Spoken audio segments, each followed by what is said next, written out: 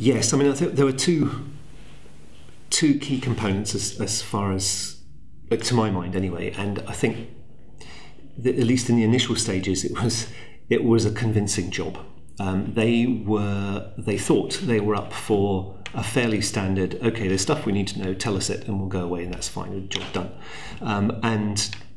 I really didn't want to do that, partly because I didn't think they would get as much out of it as they could, and also because it was being delivered at the Environment Agency, so they were on their home turf, they were easily accessible to their other work colleagues, and the chances are, you know, we wouldn't actually get many people for each session because they'd get pulled off at the last minute to do something different. I wanted to set it up in a way which I'd had experience of in a couple of different institutions, where essentially the individual students take responsibility for going to the source of information, which is often the primary literature, the research literature. The idea was that an individual student would say, yeah, okay, I undertake to go and find out about, I don't know, let's say the effect of tidal barrages on biodiversity. So they would, you know, the idea was a rolling program where we'd set up the question we're interested in, we'd work out which subsections we ought to break it up into, and that they were largely driven by this sort of a bit of a tension really between stuff they were interested in and they wanted to research, and stuff which they really knew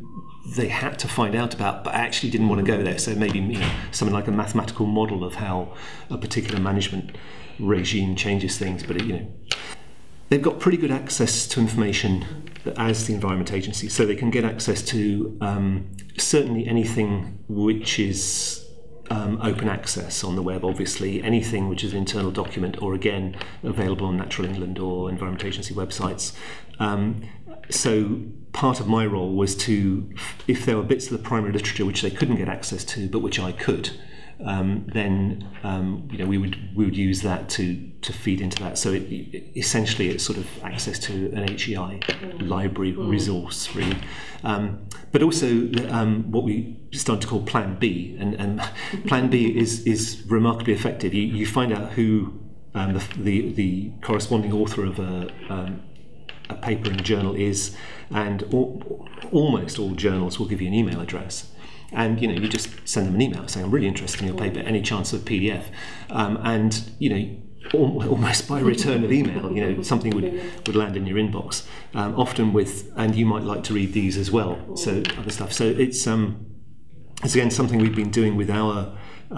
part-time BSc students here, is encouraging them to do things that way, to actually go and find original literature, and if there's an issue to do with the library not having a subscription or whatever, then go for Plan B. And it's surprisingly, maybe not surprisingly, but it is very effective, and I think it was certainly quite an eye-opener to the people doing the course in the Environment Agency that you know, academics who were doing research in the classical academic sense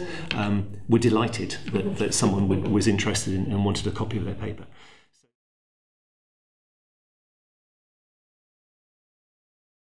It was fully funded by the SCS project, and that was actually one of the drivers for going with it for them in the first place, because they had just had their staff development budget severely cut, if not removed, and also centralised,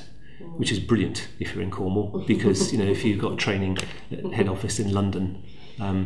it's the usual thing that it takes you roughly a day to get there and a day to get back, and if it's a one-day course, no one's going to sign off 3 days to train. And again, that was something that had been very strongly identified in the SciAS project, and also in a couple of other studies that have been done of professional training in the environment sector, that if you had any national organisation, they virtually never held the training in Cornwall, and the geography of it meant that it was you just didn't do it. So yeah.